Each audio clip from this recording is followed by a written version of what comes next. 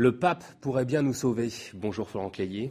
Bonjour. Merci de passer par le journal de TV5 Monde. Vous avez publié en octobre dernier Gourmandise, histoire d'un péché capital. C'est aux éditions Armand Collin. Une supplique a été adressée au pape pour retirer la gourmandise de cette liste des péchés capitaux.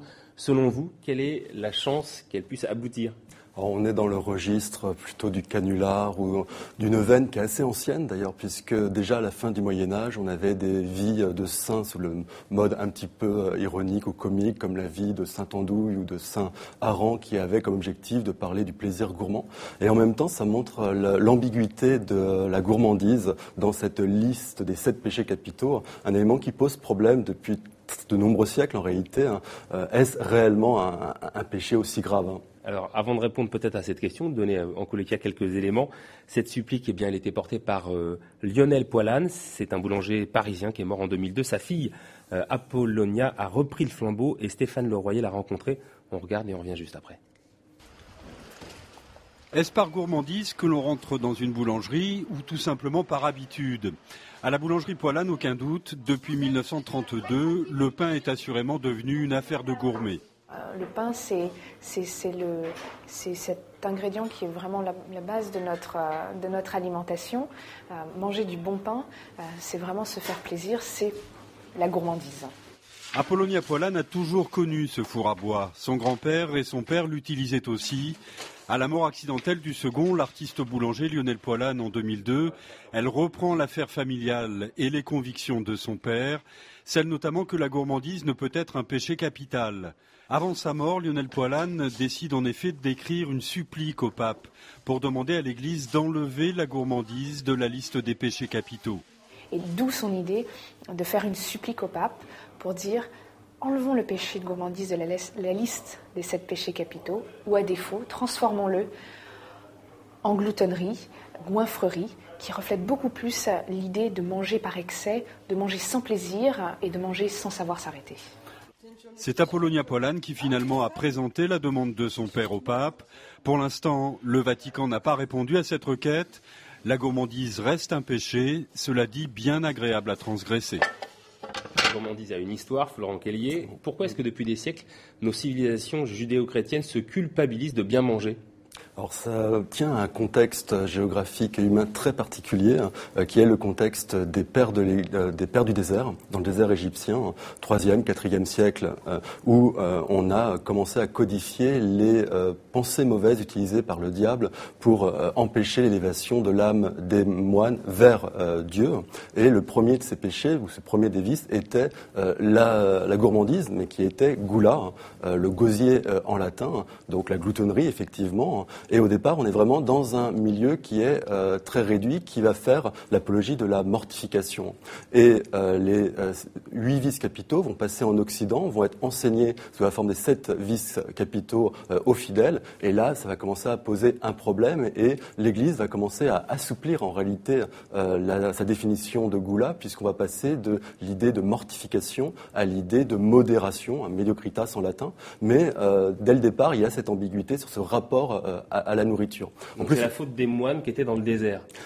Qui effectivement était dans un contexte exceptionnel de mortification. Alors, et là, la grande difficulté, c'est de pouvoir faire la part entre la nécessité de la prise alimentaire pour se maintenir en vie et le plaisir ressenti. En réalité, le plaisir ressenti est présent dès la prise alimentaire. Alors justement, vous êtes historien spécialisé dans l'histoire de l'alimentation. Selon vos investigations, quelle est la période où être gourmand est le plus mal vu ? Alors, ça dépend du contexte social. Moi, j'aurais tendance à dire le XXe siècle, en réalité. Parce que le péché de gourmandise a été laïcisé, ce qui est assez surprenant, parce qu'il y a eu un recul important des églises chrétiennes en Occident. Et en réalité, des 7 péchés capitaux, celui qui va être fortement laïcisé par le discours médical, c'est la gourmandise. Ça veut dire que ça passe du registre de l'Église au registre médical, c'est ça ? Totalement, avec derrière l'idée que l'on aurait des mauvaises habitudes alimentaires, que l'on consommerait trop gras, trop sucré, et qu'il y aurait quelque chose de régressif dans ce plaisir alimentaire, et avec de nouveaux canons à la fois d'apparence physique, mais également une volonté de lutter contre un certain nombre de maladies. Il y a derrière cette idée que la gourmandise serait vraiment une faute. Et dans le même temps, pourtant, c'est lié aussi à une espèce de lascivité, de sensualité, de sexualité. C'est-à-dire qu'on lie le plaisir de la bouche au plaisir du corps. Alors ça, on l'a très très tôt en réalité, à partir du moment où les théologiens médiévaux vont essayer de trouver dans la Bible l'explication. Est-ce que la gourmandise est dans la Bible? Cela va reposer sur l'interprétation du péché originel. Le péché originel est interprété comme un acte de désobéissance, d'orgueil et de gourmandise. Et quand on lit le récit du paradis, on s'aperçoit que c'est après avoir croqué le fruit que Adam et Ève connurent qu'ils étaient nus et qu'ils vont avoir honte de leur nudité. Et les théologiens vont même montrer par une forme de signature anatomique la proximité entre le ventre et le bas-ventre et faire un lien entre Gula et Luxuria. Et dans les premières listes des péchés capitaux, on commence par Gula, la gourmandise, et tout de suite après, on a la Luxuria. Et donc on a un couple qui va exister et qui va avoir un très bel avenir, puisque encore aujourd'hui, dans les publicités, on évoque très rapidement la dimension érotique, voire sexuelle, lorsqu'on veut évoquer le plaisir gustatif. Donc les publicitaires du XXe siècle n'ont rien inventé en matière de couples infernaux. Jeanne d'Arc sur un bûcher, c'est l'un de vos souvenirs historiques d'enfants les plus marquants, c'est ce que vous m'avez dit. Oui, quand j'étais... Oui. Associé à une image.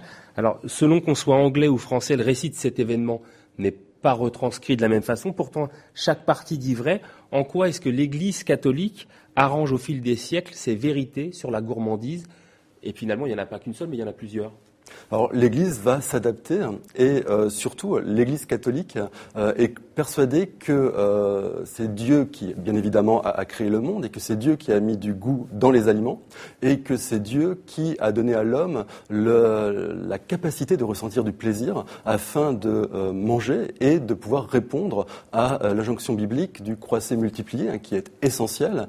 Et donc, en soi, le plaisir alimentaire n'est pas négatif pour l'Église puisqu'il est voulu par Dieu. En réalité, le problème, c'est le trop.